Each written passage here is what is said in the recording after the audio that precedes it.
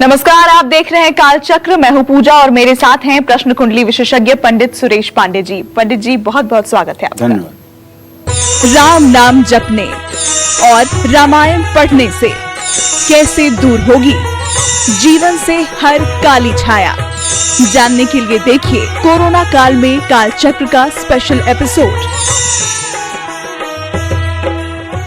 जी हाँ, रामायण सिर्फ एक महाकाव्य या धार्मिक शास्त्र नहीं, बल्कि रामायण एक जीवन दर्शन है। रामायण धर्म के रास्ते पर चलने की सीख देता है और जीवन जीने का सही रास्ता बताता है। आज के समय में जब पूरा विश्व एक महासंकट के दौर से गुजर रहा है, लोग महामारी से त्रस्त हैं, डर और शंका के माहौल में जी रहे हैं, ऐसे में रामायण में लिखी गई बातें और सीख आपको हर सिचुएशन से लड़ना सिखाती है और आपके अंदर पीस, पॉजिटिविटी और पेशेंस को बढ़ाती है। इसलिए आज कालचक्र में पंडित सुरेश पांडे जी आपको संपूर्ण रामायण की महिमा बताएंगे, रामायण पढ़ने के फायदे बताएंगे और रामायण का एक चमत्कारी श्लोक भी बताएंगे। बड़े बड़े विद्वानों का कहना है कि रामायण में लिखी गई एक एक चौपाई लाखों मंत्रों के बराबर है। जिस घर में रामायण होती है, जिस घर में रामायण का पाठ होता है, वहां किसी भी तरह का कष्ट, संकट, डर और विपदा नहीं आती। ऐसे में पंडित जी से सबसे पहले रामायण की महिमा के बारे में जानते हैं। पंडित जी, रामायण की महिमा के बारे में बताएं, क्यों इसे सिर्फ एक धार्मिक शास्त्र नहीं बल्कि एक जीवन दर्शन कहा गया है?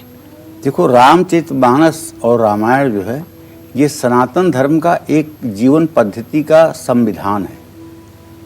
इसको अगर कहा जाए कि सनातन धर्म का संविधान है तो इसमें कुछ भी अतिशयोक्ति नहीं है। मनुष्य को उच्च जीवन दर्शन की शिक्षा रामचरितमानस और रामायण में मिलती है। देखिए, जिस घर में रामायण रखा जाता है उस परिवार को विपदाएं छू भी नहीं सकती हैं। देखिए, रामायण अगर आप रखेंगे तो रामायण आप पढ़ेंगे, ठीक है। रामायण होनी चाहिए, आप पढ़ें या न पढ़ें, रामायण होनी चाहिए। मैं आपको एक छोटी सी घटना बताऊं। जब मैं रहा होऊंगा 10-11 साल का, उस समय की घटना है। कच्चे मकान हुआ करते थे। रामायण का एक पन्ना फट करके वो जमीन पर गिरा हुआ था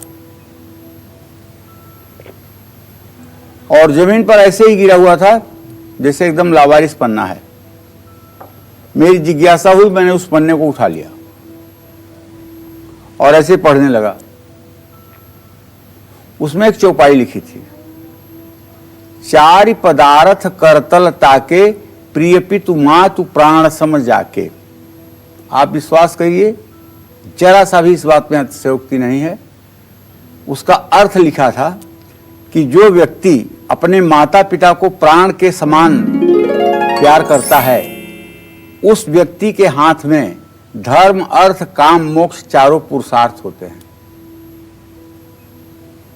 धीरे धीरे ये चौपाई मन के अंतःकरण में उतरी और माता पिता से संबंध ऐसा ही हुआ कि प्राण के ही समान वो लोग प्रिय हुए, जिसका परिणाम ये है कि ईश्वर अपने जीवन से मुझे संतुष्ट किया है। रामचरितमानस यही नामा, सुनत श्रवण पाइये विश्रामा। अभी मैं रामायण कह रहा था, अब मैंने रामचरितमानस कह दिया, तो दोनों बातों में आप क्या सोचेंगे? रामायण में यण प्रत्यय लगी हुई है, राम में यण प्रत्यय लगी हुई है, मतलब यण प्रत्यय जब लगती है तो उसका मतलब तल्लीनता, राम के निकटस्थ जाने की विधा। और रामचरितमानस, भगवान राम के चरित्र का मानस, मतलब मन में संकल्पना। क्यों? एक बार कुंभज ऋषि पाही शंभु गए। शंभु जी, भगवान शिव कुंभज ऋषि के यहाँ गए थे और वहां उन्होंने क्या सुना था? रामचरितमानस, कुंभज ऋषि के मुंह से, और उसको उन्होंने अपने मन में रखा था। समय आने पर उन्होंने उसे पार्वती से कहा था।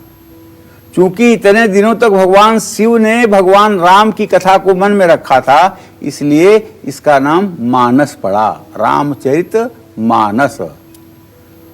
मन करी विषय अनल बन जरई, होई सुखी जो यही सर परई। यही सर आवत यति कठिनाई, राम कृपा बिनु आई न जाई।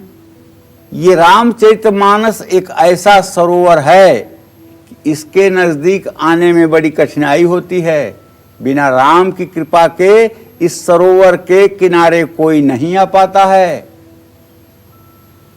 इसीलिए तो इसका नाम रामचरितमानस है, जिसके कानों से सुनते ही शांति मिल जाए। मन रूपी हाथी विषय रूपी दावानल में जल रहा है, वो यदि इस रामचरितमानस रूपी सरोवर में आ जाए तो सुखी हो जाएगा। जिस घर में रामचरितमानस या रामायण रखी होती है वहां भूत द्रोह तिष्ठा ही नहीं कोई। वहां भूत पिशाच प्रेत जादू टोना टुटका नेगेटिव एनर्जी ये सब कुछ हो ही नहीं सकती है। मैं तो कहता हूं यदि आपका सनातन धर्म में जन्म हुआ है और आपके घर में एक तुलसी का पौधा है, एक बजने वाला शंख है, एक दक्षिणावर्ती शंख है, भगवान श्री हरि विष्णु की शालिग्राम की शिला है, या राम दरबार का चित्र है, या राधा कृष्ण का आपके घर में चित्र है, और तुलसी के पत्ते से रोज भोग लगाया जाता है, तो मैं दावे के साथ कह सकता हूं अमीरी घर में आपके आए या ना आए, लेकिन दरिद्रता आपके घर में नहीं आ सकती, बीमारियां आपके घर में नहीं आ सकती, आपदा विपदा आपके घर में नहीं आ सकती। बीमारियां कोसों दूर रहेंगी और दरिद्रता तो वहां आ ही नहीं सकती है जहां रामचरितमानस या रामायण का पाठ होगा। रामायण का पाठ करने से धैर्य बढ़ता है, एंजाइटी और डिप्रेशन नहीं होती है। रामायण का पाठ करने से व्यक्ति धर्म के मार्ग पर चलता है। ऐसे व्यक्ति के सामने अगर कोई संकट आता है तो उसे संयम से सुलझाने की कोशिश करता है। रामायण का पाठ करने से किसी भी तरह का कोई भय मन में नहीं रहता है। रामायण सुनने मात्र से पूर्व जन्म के किए बुरे कर्मों का प्रभाव समाप्त हो जाता है। भगवान ने कृष्ण ने गीता में कहा है, क्षिप्रम भवति धर्मात्मा। चाहे कोई कितना भी पापी हो, कितना भी दूषित कर्म करने वाला हो और कितना भी उसने पाप किया हो, लेकिन जिस दिन वो ये संकल्प अपने मन में ले लेता है कि मुझे श्री हरि के श्री चरणों में लगना है और अब मेरा श्री हरि के अलावा कोई नहीं, अब मैं श्री हरि के अलावा किसी को नहीं भजूंगा, अब सिर्फ और सिर्फ मेरी श्वास श्री हरि के लिए चलेगी, तब कृष्ण का उद्बोधन क्या है गीता में, क्षिप्रम भवति धर्मात्मा। वह तत्काल धर्मात्मा हो जाता है, उसके सारे पाप जल करके नष्ट हो जाते हैं और वो साधना के मार्ग पर आगे बढ़ जाता है। रामायण नियमित पढ़ने वालों को यश कीर्ति मिलती है। रामायण पढ़ने वाले व्यक्ति का अपनी वाणी पर नियंत्रण रहता है। ऐसा व्यक्ति बहुत कम ही कड़वी बातें बोलता है, क्योंकि तुलसीदास जी ने खुद लिखा है वशीकरण का मंत्र। क्या लिखा है वशीकरण का मंत्र, आप भी जानना चाहेंगे? वशीकरण का मंत्र है तजिदे वचन कठोर। ये मत सोचिए कोई मंत्र पढ़ेंगे तब वशीकरण होगा। आप कठोर बोलना बंद कर दीजिए, पूरे दुनिया पर आपका वशीकरण हो जाएगा। किसी को हर्ट करने वाली बात, किसी को चुभने वाली बात, किसी के अपमान की बात आप बोलना बंद कर दीजिए, आपका वशीकरण पूरे संसार पे हो जाएगा। तो जिस घर में रामचरितमानस या रामायण के पास सुबह शाम गाय के घी का दिया जलाया जाता है, कपूर से आरती की जाती है, उस घर में श्री राम की भगवत कृपा सदैव बनी रहती है। ऐसे घर में शांति रहती है और कलेश नाम की चीज तो कोई हो ही नहीं सकती है। कलेश क्यों होती है?